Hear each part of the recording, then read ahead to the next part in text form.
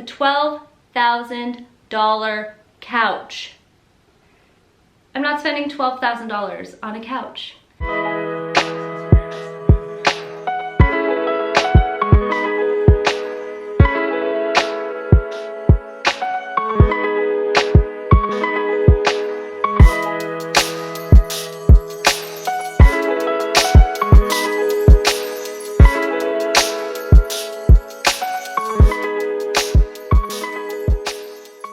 Hello everyone, and welcome to a new video.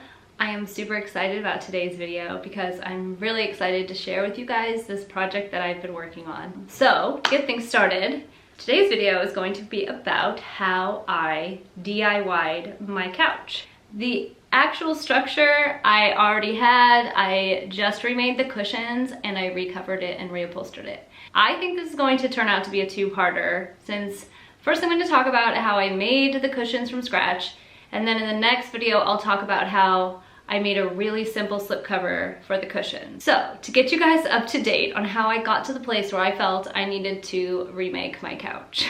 So it all started when I bought a couch off Facebook Marketplace for a pretty good deal. I was a little bit disappointed because it was pretty firm, and they also said that it was real leather, which it turns out very obviously it was fake leather. When I decided that I really wanted a sectional couch for our family, it was because I really wanted that sinking in, really cozy, really comfy feeling. And I wanted that corner spot, that like amazing corner spot in a really cozy sectional couch that you could just sit in and you sink and you're enveloped by the cushions all around you. Like, my parents have a really old, like 20-year-old lazy boy couch that every time I'm over at their house watching TV on their couch, I just lay in that spot and it is just so comfortable. And we got this couch and it just did not give me that same really cozy feeling. It was really firm, it was really cold, it was kind of sticky with the leather, and I knew that, but it was like a cheap couch and it fit the space and it was a nice color and it was in nice condition, that I thought, well, this is gonna be a good couch to have as a placeholder. Of course, because it's made of fake leather, the leather started to crack. And we started looking around for couches. I started looking online for couches, and the only places that I felt like I could get an affordable couch, or at least semi-affordable, it was still like $2,000 range I was looking at. And I felt really scared about buying a couch online because I wouldn't be able to sit in it. And I didn't want to have to pay shipping and go through all of that if I didn't like the way it felt. So we went to a few different furniture stores, and I was talking to the lady, and there was a really nice couch. It was pretty nice. I mean, it was pretty soft. It wasn't even exactly what I wanted. I was talking to her and she said, okay, well, what's your budget? I knew that it was gonna be way under anything that they had in the store. So I told her, I said, well, I don't think I'd really like to go above $2,000. She like laughed and she was like, well, the couch you're looking at right here is a $12,000 couch. I'm not spending $12,000 on a couch. Anyway, so then I started to ask her, well, oh, what are the cushions made of? And what kind of filling do they have and all this stuff? And then I was like, okay, I'm just gonna make it. I'm gonna make my own couch. I'm gonna make the cushions from scratch. Then I'll be able to make it as soft as I want. I'll be able to really customize it to exactly the kind of couch that I want. And it will be way less than $12,000. It'll even be way less than $2,000. And I already know that the base of my couch is in decent condition and it's nice and solid. All I need to do is redo the cushions and the back pillows. That's not gonna cost me more than $2,000. Overall, it actually only cost me like $300. So, first thing that I wanted to change about the couch that we currently had. It had individual cushions. So it had like 9 cushions. They were all individual cushions, and the corner one had a square cushion, and then there was like a longer piece for, there's a chase lounge on our couch. The cushions always slid off. They kept sliding off. I put Velcro on the bottom of them and they were sliding off. There was so many spots, especially when you sat in that corner spot. There was like the space between the cushion and then the other cushion, there was like a gap, not a gap, but like a spot where when you sat on it, you would like sink in and you could like feel the bottom of the couch. And I hated that. The first thing I did was change the couch to be bench seat kind of couch. So that means that the entire cushion, so there's one long giant cushion for the main part of the couch and then one long giant cushion for the chase lounge area. And now that I've done it, and now the couch is done, and now I've been using it for a while, it solves the problem of the cushions slipping off. Because it's so heavy and so much bigger that it doesn't slide off. It kind of made the whole process a lot easier, because making a slip cover for one large cushion is way easier than making little tiny covers for each individual cushion. So overall, it made a lot less work for me, and I think that it made the couch a lot more comfortable and a lot more functional. So the first thing I did was to take off the original cushion. Now I had already made slip covers for the back pillows when we first got the couch, so I already had the slip covers for those, but I took off the couch cover that was on the original couch with the original fabric and took out the filling, and then all I basically had to do was measure each section. So I basically used the cushions of the couch for a pattern. And you can do this with any sewing project. If you already have something that fits over what you're trying to remake, all you have to do is remake that thing. So you could just measure each piece of fabric and then maybe add about a ½ inch for the seam allowance on the sides if you can't see where the fabric ends, which sometimes with the way that it's sewn together you can't. So you could just measure where it goes from seam to seam, and then you could just add about 1 inch so that on each side you'll have about a ½ inch for the seam allowance when you're sewing it. And then after measuring that, I double checked my measurements, I made sure that everything was measured correctly, and then I cut it out on my fabric. Now I just got like the cheapest cotton fabric for this, because this is just the inside of the pillow. There are going to be covers over this, so it didn't matter about having any kind of nice fabric. It didn't matter what color the fabric was. I got white because that's nice, but you're basically just making a pillow here. So I cut all of the pieces that I had measured out using the cushion cover that I already had as a template. And then I made sure to leave an opening at the end, because that's where I was going to put the stuffing in. Inside of the old cushions, there was already this like very, very thin material. I don't know what kind of material it is, but it was sectioned off into 3 different sections. And I think that's because you don't want the batting that goes inside the pillow to all like sink and get squished to one corner. So this kind of evenly disperses the polyfill inside of the pillow. So instead of having to remake my own, since the ones that were inside the pillow were already really nice, I took all the polyfill out of the old casing that was inside of the pillows, and I replaced it with a softer, fluffier, nicer polyfill. Now I was kind of thinking about possibly replacing it with a down filling, because I know that those down couches are really popular right now, and you could totally replace it with any kind of filling you want. You could do shredded memory foam, I looked into that. You could do down alternative, down filling, polyfill like I did. The polyfill seemed to work great. I don't mind it. I think it's a lot softer. The filling that was in them before was really coarse. It was like a very coarse polyfill. I don't know if it's because it's like a cheaper couch that it was like a cheaper kind of polyfill, but it was really coarse and it was super overstuffed. So the couch cushions on the back were really hard. When I was done stuffing the pillow, you can sew up by hand that seam that you left open in order to refill it.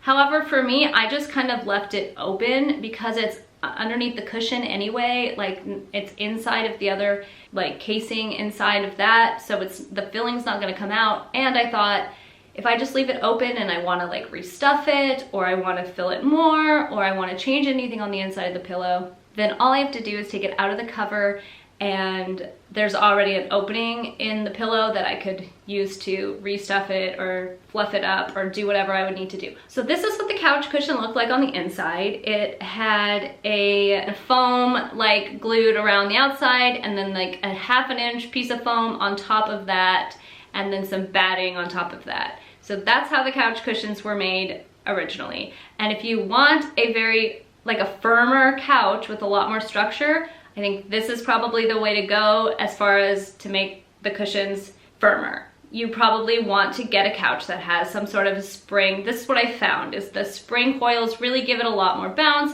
a lot more structure. They can be a lot more firm. They give you more support. So if you're a person that's looking for that, then you probably want to get a couch cushion that has some sort of spring coils in it. I initially thought that I could save some money and I would just reuse these, and then I bought a pillow topper for a bed. So I bought a pillow topper for a bed that was queen size, because that turned out to be exactly 72 inches, which was the length of each cushion, and I bought 2 of them. So because pillow toppers are really never as thick as you want, especially in that price range, I bought 2 and then I just folded it over. And so I get double thickness, and I just put that on top of the original cushion.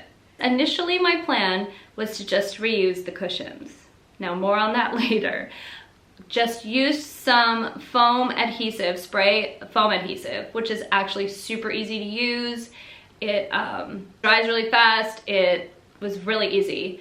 And it's actually not that messy. It doesn't really spray everywhere too bad. I was really worried about it, and I did it outside at first, and I realized you could probably do this in the garage or something and not really worry about it too much, because it doesn't spray everywhere like spray paint or something like that. So I sprayed each edge of the cushions, and you spray one side and you spray the other side, and then you let it set for like a few minutes, and then you put it together. And then I sprayed it all over the top, and I put batting on the top. After doing that with the pillow topper, after putting it back on the couch and sitting on it a little bit, I realized it wasn't quite soft enough. It was still like too firm. So I ended up ordering a memory foam mattress topper, also a queen size, and I cut it in half, and it was perfectly big enough to do the whole project, just one. And then I sprayed that with adhesive, and I glued that to the top of the cushion. I realized after doing that I probably shouldn't have put batting between the layers of foam, because I think the foam sticks a lot better to foam. Like foam on foam sticks a lot better than foam with the batting. However, it wasn't going anywhere. It was pretty glued on, but I think it would have been a tighter fit and better if I had not glued the foam topper onto the batting. So it was at this point, after having the memory foam topper on top of the original cushions with the pillow topper on top of that, that I realized, after going to visit my parents and sitting on their couch again and taking their couch apart and looking at what it was made of, that their couch was just made of foam and batting, and that was it. It was just really nice foam and batting. I realized I need to take these springs out of the couch. I need to just replace the whole thing. I'm gonna remake the entire cushion. The springs were what was making it too firm for me. No matter what I was doing, putting it on top of it, it was still too firm. I wanted to sink into the couch. That's what my goal was, is to sink into the couch.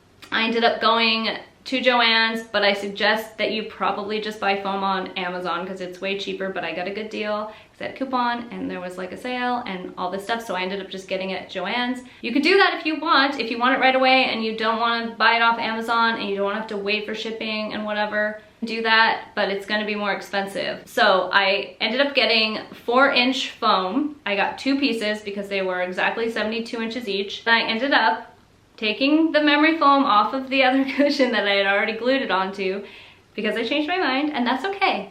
That's what this is all about. The process is, you can change your mind, you can fix anything, don't worry about messing up, don't worry about making mistakes. I have 2 kids running around acting crazy when I'm making these projects, and I can do it, and I mess up, and I do stupid things, or I change my mind, and that's just part of the process, and that's kind of what makes it a little bit fun. So it's kind of a little bit like a puzzle. I took the memory foam off of the other cushion and I glued it right onto the new foam. So this whole process would have been way faster and way easier if I would have just done that initially.